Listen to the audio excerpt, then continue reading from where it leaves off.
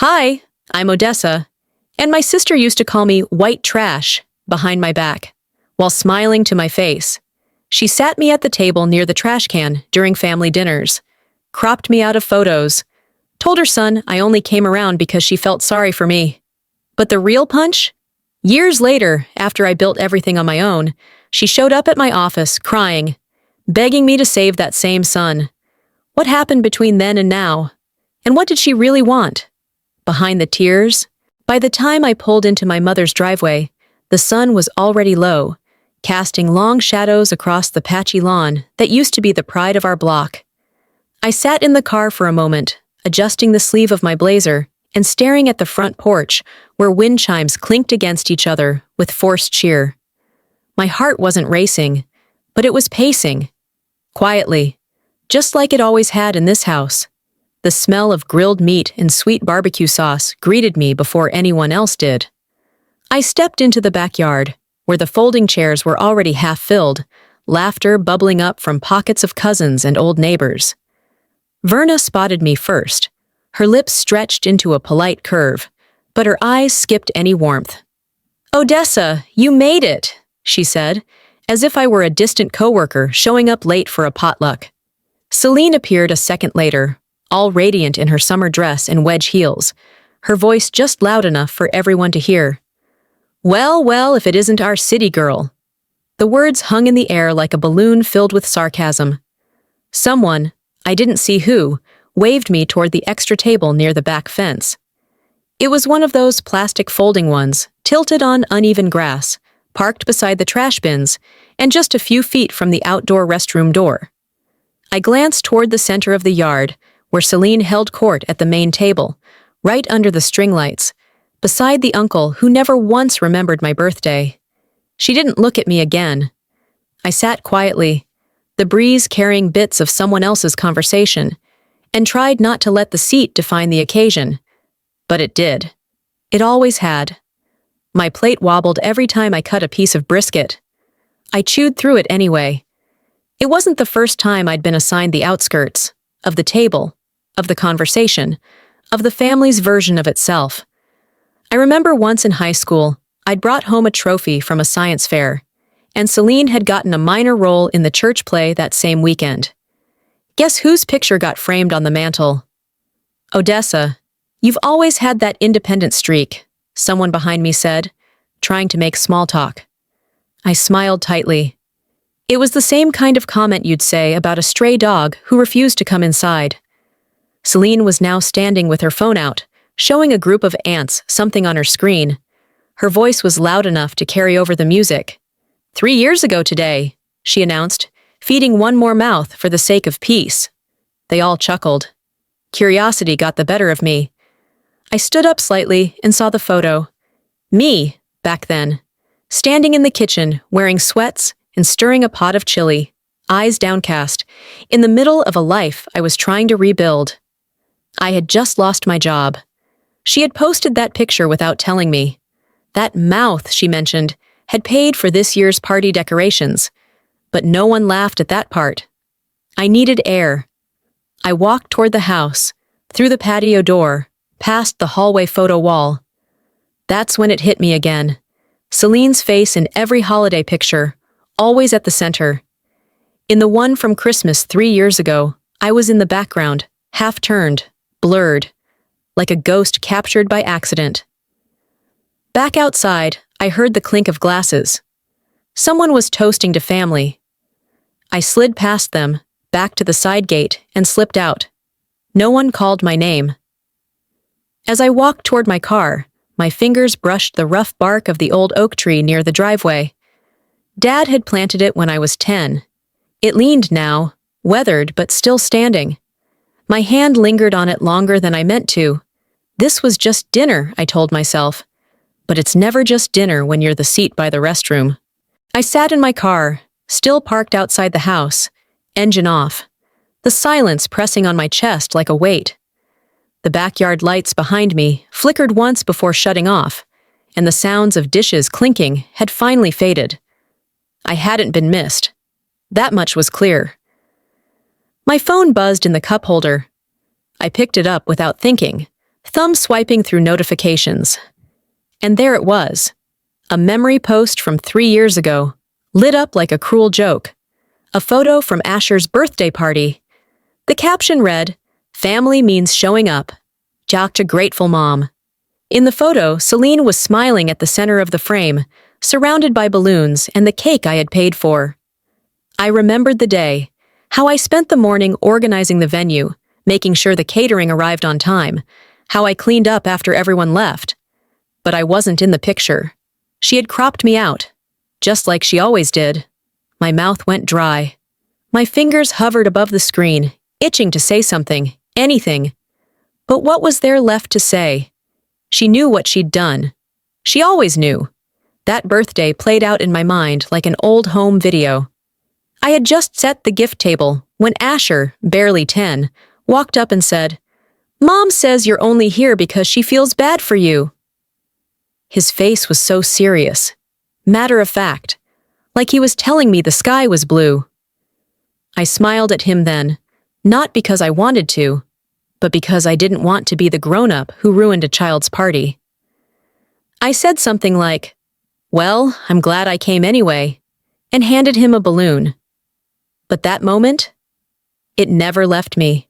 Kids don't make things up like that.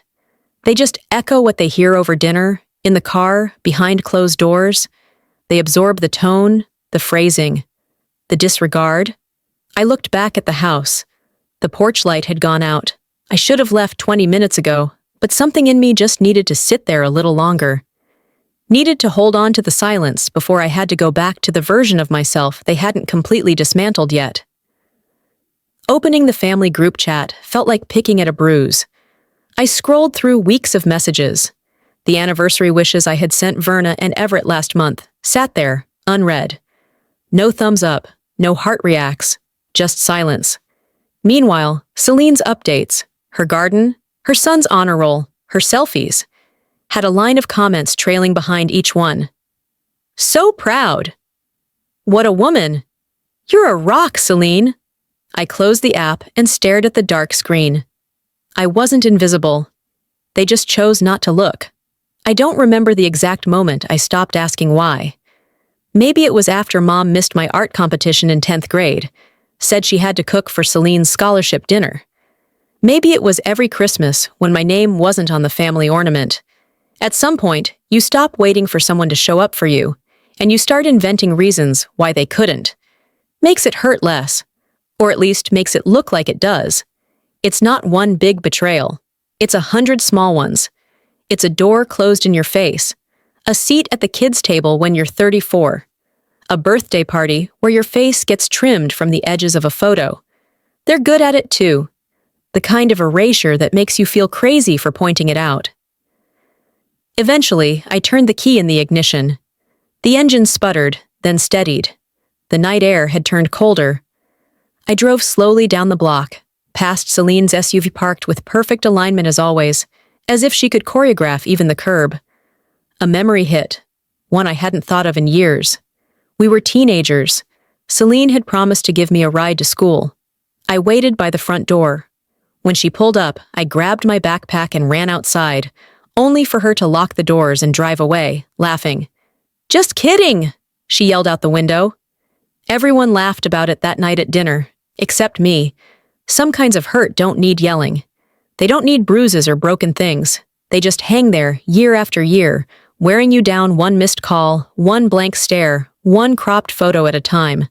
The streetlights blurred as I turned toward home, my headlights cutting a line through the darkness. When I got home, I set my purse on the hall table and let the silence of the apartment wrap around me like an old coat. Familiar, comforting, but heavier than it used to be. I took off my shoes, padded to the closet, and opened the door like I was checking to make sure the ghosts hadn't moved. There it was. The box.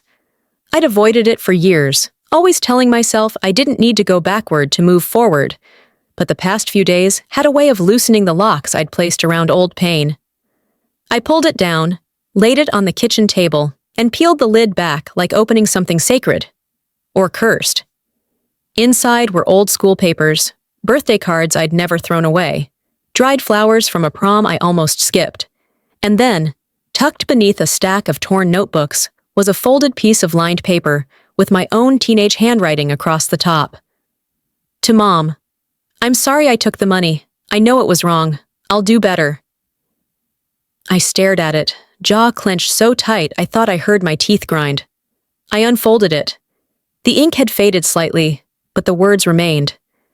I could still hear Verna's voice from that night, standing in the kitchen while Celine cried crocodile tears. Just say sorry, honey, Mom had said, her arms crossed, her tone both tired and sharp. It's easier that way. Don't drag this out. I was 13. I hadn't taken the $50. I never did. But Celine had been sobbing to Verna that I'd gone through her wallet. I'd stood there, shaking, telling the truth. It didn't matter. The family needed peace, not facts. Be the bigger person, Verna whispered that night as she hugged me tightly enough to shut me up, but not tight enough to mean it. 20 years later, I still don't remember if I cried, but I do remember how quiet the kitchen got once the letter was written and placed in Verna's hands. I folded the note again and put it to the side.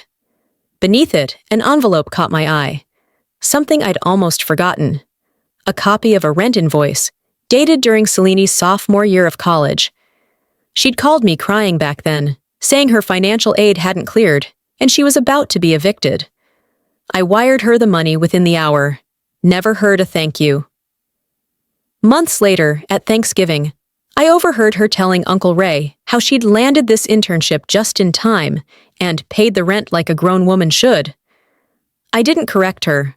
I just kept sipping my wine. Back then, I still thought if I was patient long enough, they'd see me clearly. Turns out, you can't unblur what someone refuses to focus on. Later that night, I lay in bed with the lights off and phone face down. I waited for the phone to buzz. For someone, anyone in the family to check in, say thank you, ask how I was. I'd waited for years. That night was no different. The silence wasn't loud. It was surgical. It cut through everything gently but deeply, removing the idea that I had ever truly belonged. I got up to pour a glass of water. The kitchen clock read 2:16 a.m.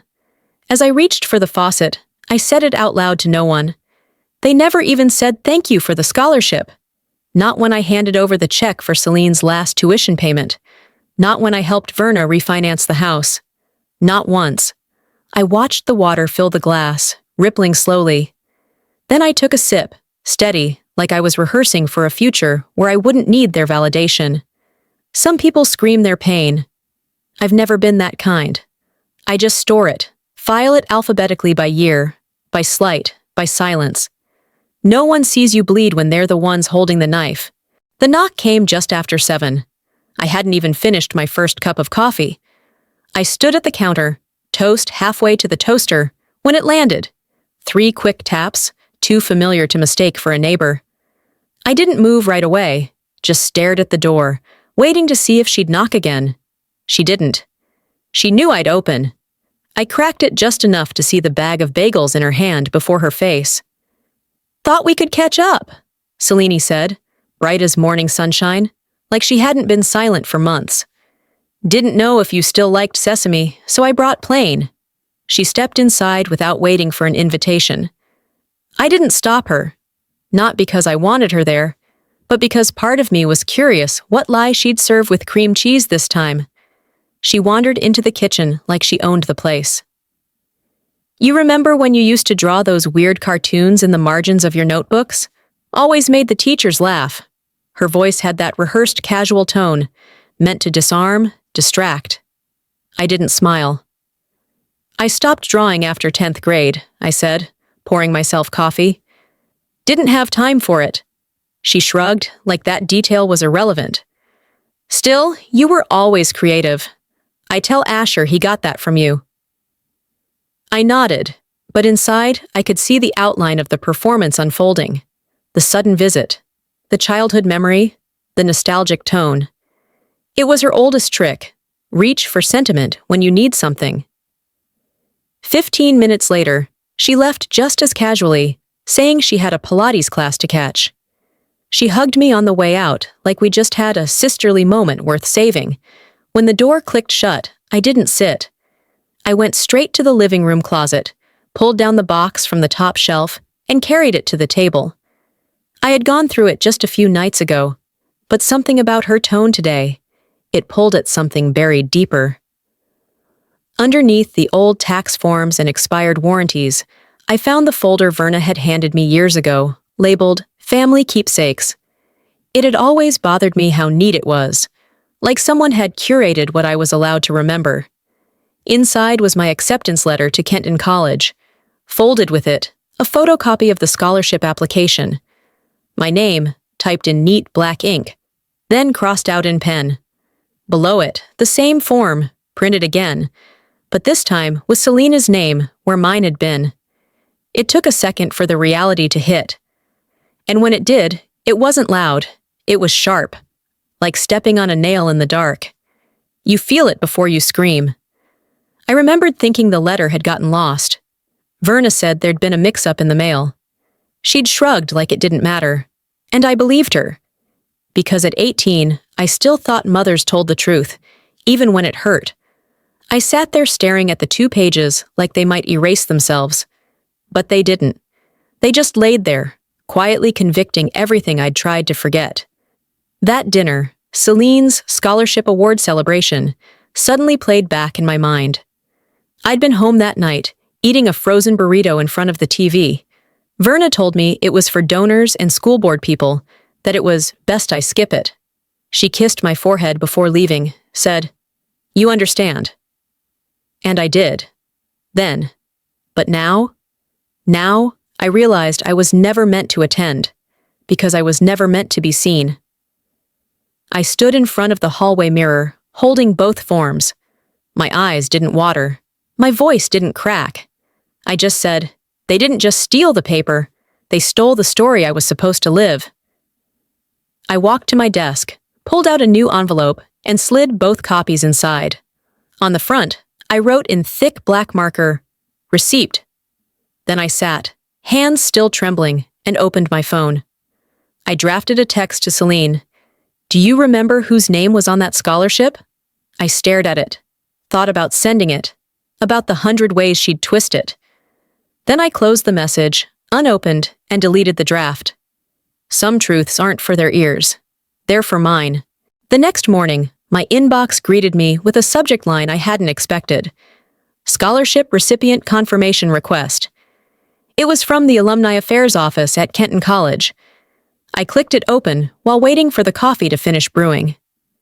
"Dear Ms. Carmichael," it read, "we've received an external inquiry requesting verification of the original scholarship recipient for the 2004 Community Leadership Grant. Our records list you as the named recipient. Kindly confirm if you'd like us to release verification to the requesting party." No name, just a family member. And I didn't need to guess twice. The coffee gurgled behind me as the realization hit like a second slap. Less surprise this time, more insult. Celine had been digging, probably hoping she could scrub that record too, erase my name like she'd erased my place at every table that ever mattered.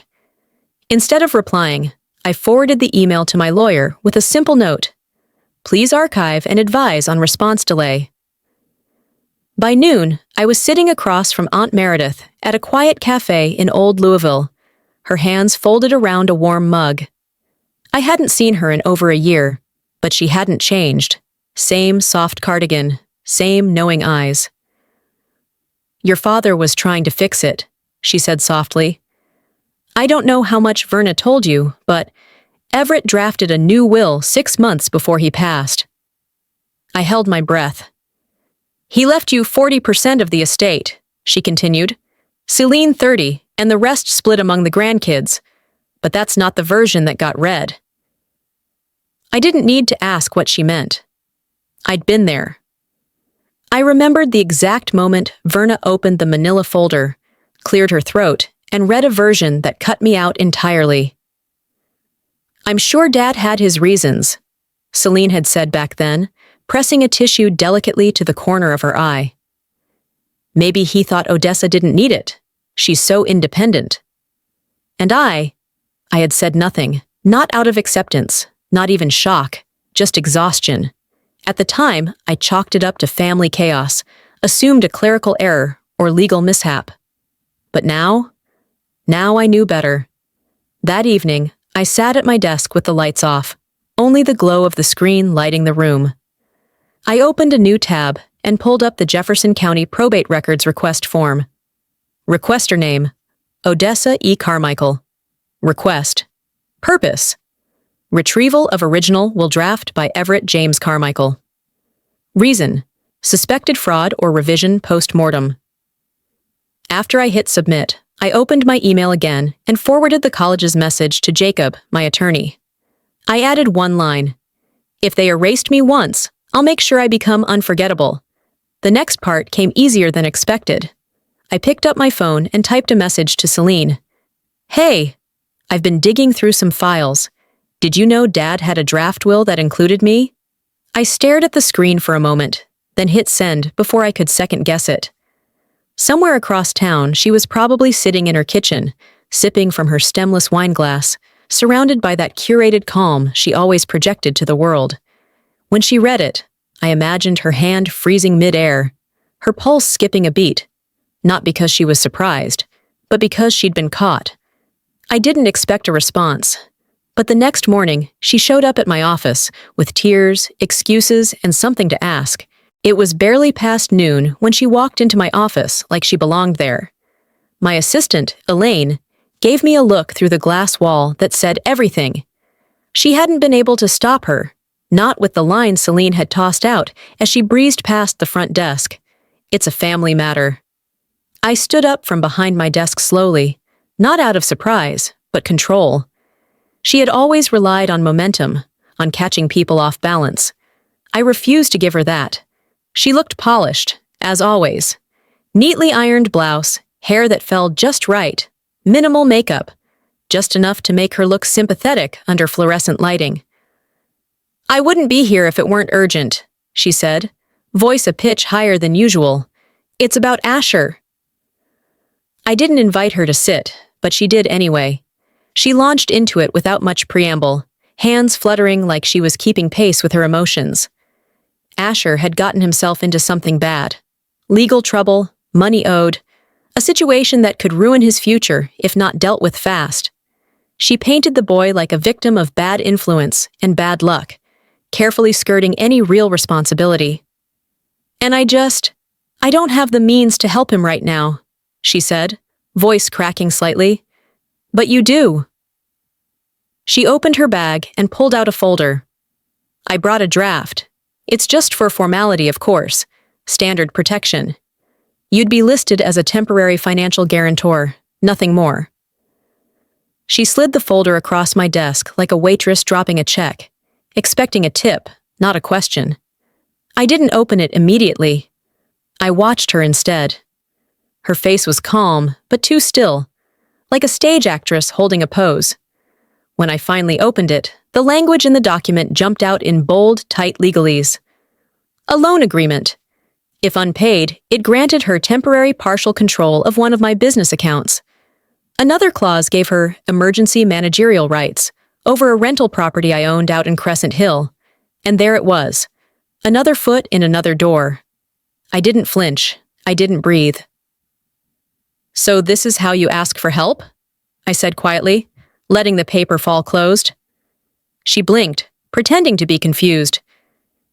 It's not what it looks like. Odessa, I would never— You already have, I said, sliding the folder back toward her. Multiple times. She fumbled, tried to pivot. You know how much Dad wanted us to stay close. He always said sisters should have each other's backs. Did he also say one sister should sign over her assets to keep the other from collapsing? She didn't answer, just stood, gathering the folder with hands that were no longer steady. Think about it, she said. We can talk again soon. After she left, I walked to the window and stared out at the city. Downtown Louisville moved as it always did. Too fast, too distracted to notice one more woman trying not to be taken for a fool. I sat back down, scanned the document, and emailed it to Jacob with a one-line note. This isn't a family request. It's a financial ambush. They'd tried shame. They'd tried guilt. And now they were trying paperwork. I opened my calendar, created a new folder labeled CYA just in case, and saved the file there. They weren't done yet, and neither was I. That night, while folding laundry in silence, my phone buzzed. A number I hadn't saved. The message was short. "She's not done yet. Be careful." I was halfway through a chapter in my book when my phone lit up beside me. At first, I ignored it. My eyes too tired to care, my mind already strained from the day. But then the preview line caught me. "Hey, Aunt Odessa, I just wanted to say I'm really sorry. Asher." I opened the message and read it. Then I read it again. And once more, because something in it felt rehearsed. "I've always respected you, and I know I haven't shown that the right way. Mom's been under a lot of pressure, and I guess I didn't really understand what you've done for us. I hope you can forgive me, and I hope you'll consider helping us. We're family." It was too clean. The punctuation, the rhythm, the way it hit every emotional cue. I knew this wasn't his voice. It was Celine's, filtered through a teenage boy's fingers. I typed a short reply. "Let's talk tomorrow." Then I closed the thread. As I went to put my phone down, my thumb brushed against Asher's profile photo. A tap I didn't mean to make, but one that changed everything. It opened his shared media tab first, then the group chat list. At the top was a thread titled Damage Control. The most recent message? A screenshot from Celine. "Tell her what we rehearsed. Use words like respect and hope. That'll trigger her guilt." I sat there, phone frozen in my hand, as the noise of the street outside slipped away. My ears buzzed with a silence I knew too well, the kind that always came after betrayal. So this was the plan. Not just to reach me, but to manipulate me again. This time, through the one person I had hesitated to harden against. I leaned back into the couch and closed my eyes. How many apologies in my life had been rehearsed? How many times had someone come around only because Celine handed them a script? I thought about my mother telling me at 15 to apologize to a teacher for disrespect, when I'd only asked why Celine didn't have to follow the same rules. I remembered my cousin texting, "I miss you," the day after Celine's fundraiser failed. And nothing before or after. None of it was real. Not the softness. Not the regret. It had all been strategy, and I'd fallen for it over and over again. Not this time. I opened my laptop and called Jacob. He answered on the third ring, sounding tired but sharp. "I need you to start prepping for a worst-case PR hit," I said. "Family's escalating." There was no panic in my voice, no tremble, just resolve. After we hung up, I drafted a memo for my leadership team. If any statements came out with my name on them, they were to direct all inquiries to legal. No family members were permitted to speak on my behalf, not even for charitable appearances. I wasn't going to let them weaponize my silence anymore. I took out a Post-it and wrote down Asher's message word for word. Beneath it, Celine's line from the group chat. Then I folded the note and walked over to the cedar box on the bookshelf, the one I hadn't touched since Dad's funeral. I opened it and slid the note inside, placing it on top of old photographs and half-forgotten cards. On the inside of the lid, I scribbled one more label. When they say I was never kind. Because someday they would. And when that day came, I'd have proof of just how many times I swallowed rage for the sake of peace. But not anymore. I wasn't cruel. I was done playing the role of the bigger person. This time, I wasn't crying in a bathroom. I wasn't being cut out of a photo. I was choosing not to be fooled. What I didn't expect was the dinner invitation that came 2 days later, from my mother. The text from Verna came in around 4 p.m., just as I was about to shut my laptop and grab something for dinner. "Just a small family dinner tonight. Thought it might be nice. Celine and Asher will be here. Hope you can make it." I stared at the message longer than I needed to. The wording was too polite, too vague. Verna never invited me to anything unless there was an audience or an agenda. But I said yes. Not because I believed in miracles, but because I believed in closure. Sometimes you have to walk into a room just to prove to yourself you don't need to stay in it. I arrived at 6:45 sharp. Verna's porch light was on, even though the sun hadn't fully dipped behind the trees. The front door opened before I knocked. "There she is," Verna beamed, her voice laced with the same artificial warmth I'd heard at every funeral reception. "Come on in, honey." The dining room table was already set. Linen napkins, wine glasses, even place cards. Mine read O, just the initial. Celine and Asher were already seated. Celine's eyes lit up like we were best friends reunited after a misunderstanding, instead of decades of calculated silence.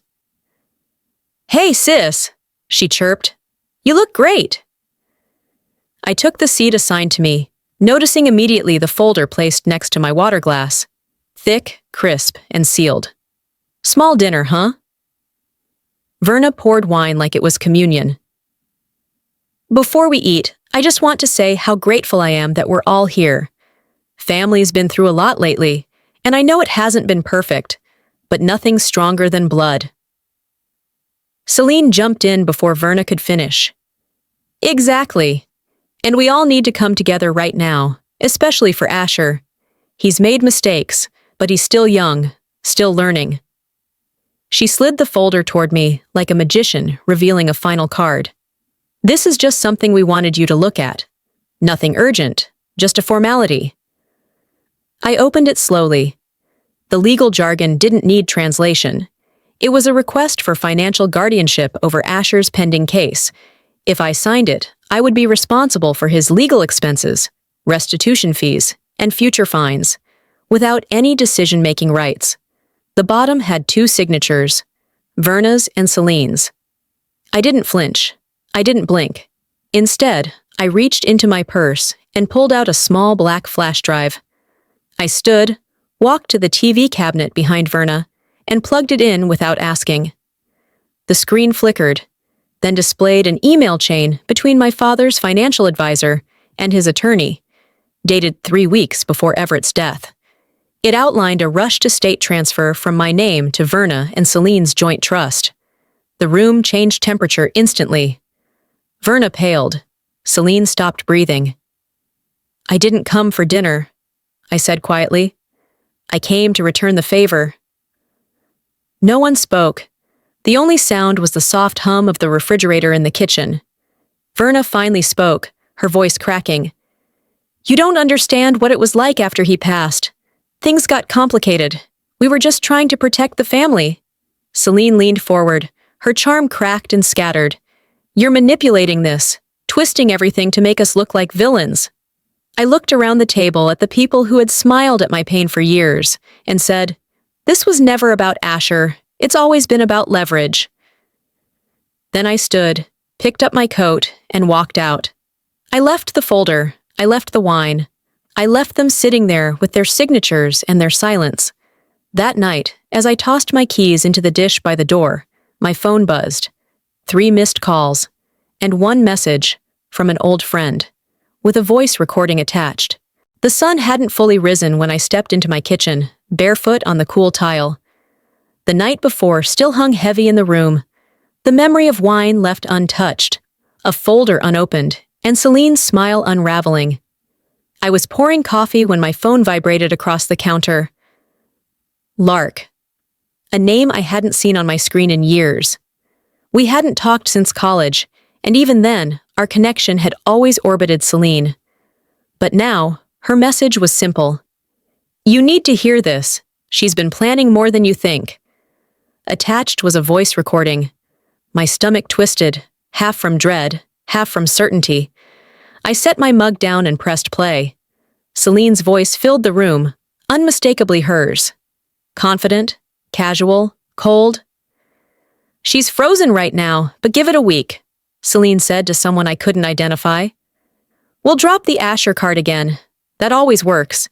She wants to be seen as the bigger person. It's her whole thing. Image is everything to her."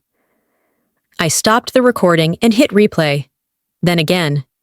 Each time, her voice sounded less like my sister and more like an executive negotiating leverage.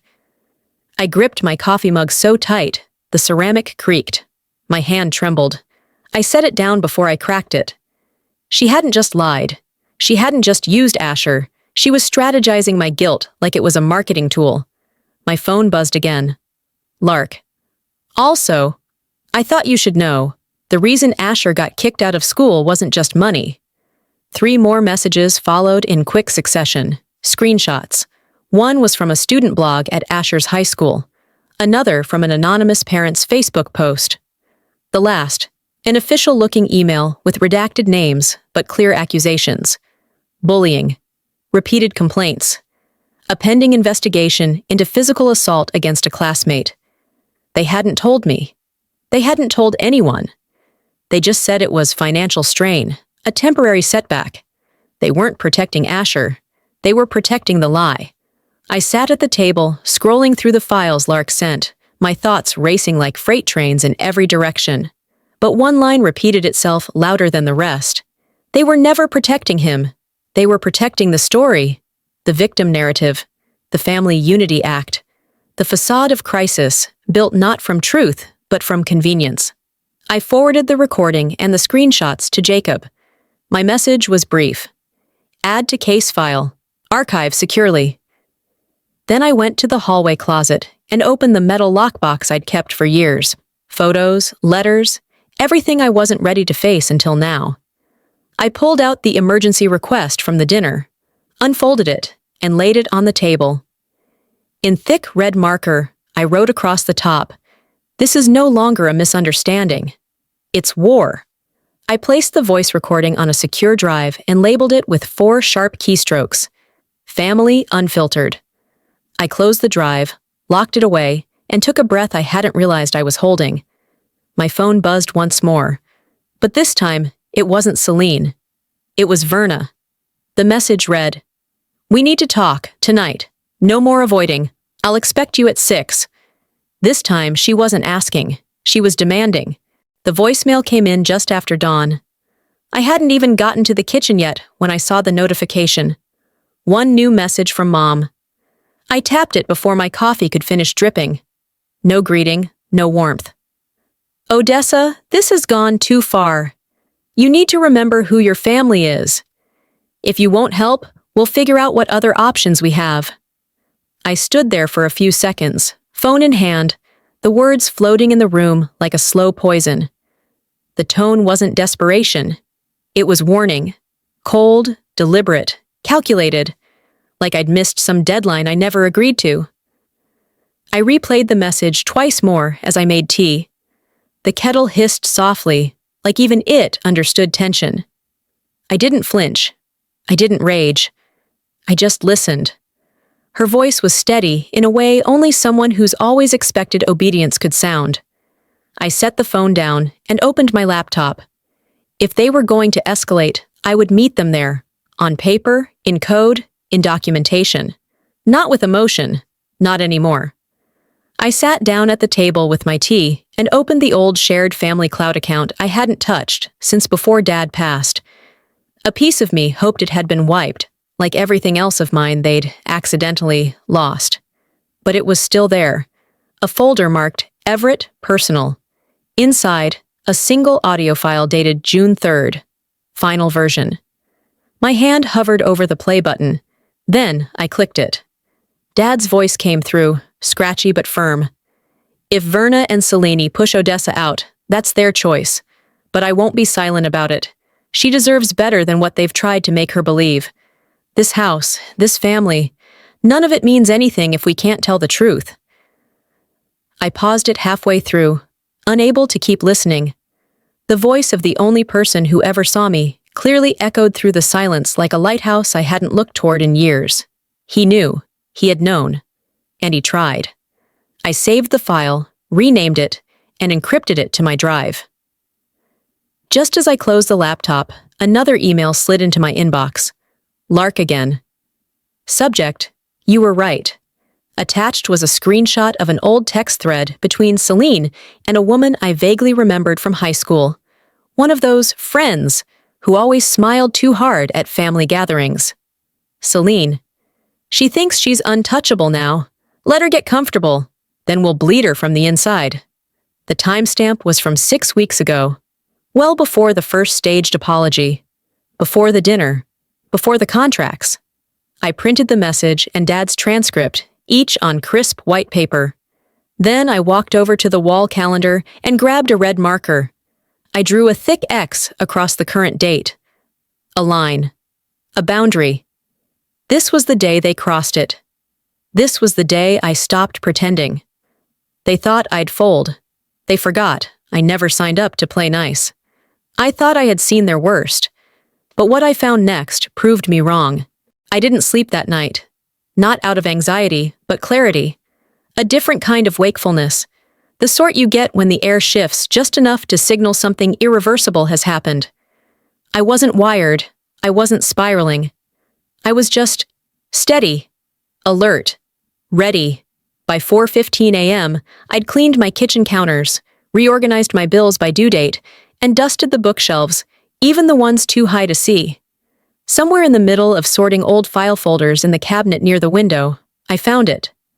A small brown envelope, wedged in the back, like it had been waiting for the exact moment I'd need it. The handwriting on the front stopped me cold. For Odessa, only if things get ugly. Dad's. The air left my lungs before I realized I'd been holding it. I carried the envelope to the table, sat down, and ran my fingers along the seal. For a few seconds, I stared at it, almost daring myself to believe it could still be something benign. Something sweet.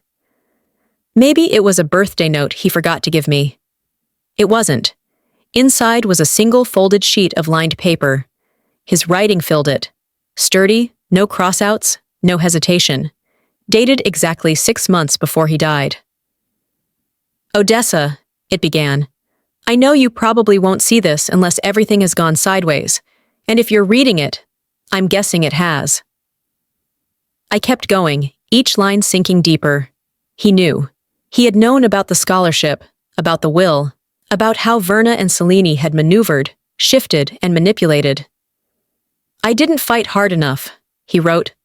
I let them convince me it was better for everyone to keep peace than to face the truth.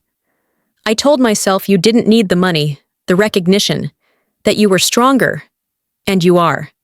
But it doesn't mean you deserved to be left alone in it. You were always the most capable. You just had no one fighting with you. My hands didn't shake. My breath didn't catch. I just sat there, reading it twice, then a third time. Then I folded the letter gently and held it against my chest. Thank you, I whispered into the silence. Not because it fixed anything, because it acknowledged what no one else ever had. When I stood, I opened the window above the sink. The morning was just beginning to color the sky. A soft breeze crept in, cool against my face. I lit the candle I kept near the sink, not because I needed light, but because I needed ritual. Not prayer, not grief, closure. I walked the letter to the cedar box in my room, lifted the lid, and placed it at the very top. Above the transcripts, above the screenshots, above the worn-down hope that used to sit there like dust. I didn't cry, not even once. Instead, I walked to my office, opened my laptop, and pulled up the file labeled Final Reply. Not for negotiation. I began typing. Not hate, not fury, just truth. Unfiltered. Firm. Boundaried. Not one more excuse. Not one more attempt at decorum. They had made war out of silence. I had simply learned to speak in a language they couldn't refute. This war ended long before they noticed it had started. I was done explaining, but I still had one thing left to say, and it would be the last thing they'd forget. 1 week after Dad's letter found its way into my hands, I walked into my office earlier than usual. The lights were still off, the streets below just waking up, and the city hadn't quite decided if it wanted to be loud that day. I set my bag down and booted up my laptop without touching the coffee machine. My fingers hovered over the keyboard before I began typing. Not fast, not angry, but precise. I wasn't writing to vent. I wasn't writing to win. I was writing to be done. To Verna Carmichael, Selene Carmichael, Asher W. Subject. My final word. I am no longer available to serve as a financial fallback for choices that were not mine. I will not participate in legal guardianship, financial backing, or emotional labor for any matters related to your current situation. My decision is not rooted in revenge, resentment, or emotional debt. It is rooted in clarity. This is not vengeance. This is release. I signed it with my full name. Not because they needed the reminder, but because I deserved to see it typed. Complete, unapologetic, mine. I hit send. And then, nothing. No call, no response. Not even a thumbs up from Verna like she sometimes sent when pretending not to be dismissive. The silence didn't sting this time. It didn't burn or weigh heavy. It just confirmed what I already knew. There was nothing left to say. And that, in itself, was a kind of peace I hadn't known existed. 2 days passed. Late afternoon, I checked the mail. Amid bills and circulars, there was a plain white envelope. No return address. My name written in uneven penmanship. Inside, a single note. I didn't know everything. I'm sorry. I hope I get to start over one day. Asher, no pleading, no manipulation. Just 7 words that carried more weight than all his mother's orchestrations combined. I folded the note and slid it into the back of my journal, between pages filled with questions I'd never asked aloud. I didn't feel relief. I didn't feel anger either. Just a quiet, cautious kind of hope, like the feeling right before a long-awaited rain. 3 days later, I stood beneath a covered patio in a Tennessee vineyard, holding a glass of iced tea and watching the people I had chosen gather for our annual retreat. My team, my real circle, engineers, account managers, a few interns who still blushed when I called them by name. They raised their glasses and thanked me for building something that felt safe, steady. And for the first time in a long time, I realized I hadn't just left something behind. I had built something ahead. This was the family I had assembled, not from obligation, but from trust. Not from blood, but from belief. That night, I sat in my hotel room with the windows open, the mountain air brushing in. I opened the voice memo app on my phone, not to post, not to share, just to speak. You survived what they tried to define you by, I said quietly, but you are more than survival. I paused, then deleted the recording.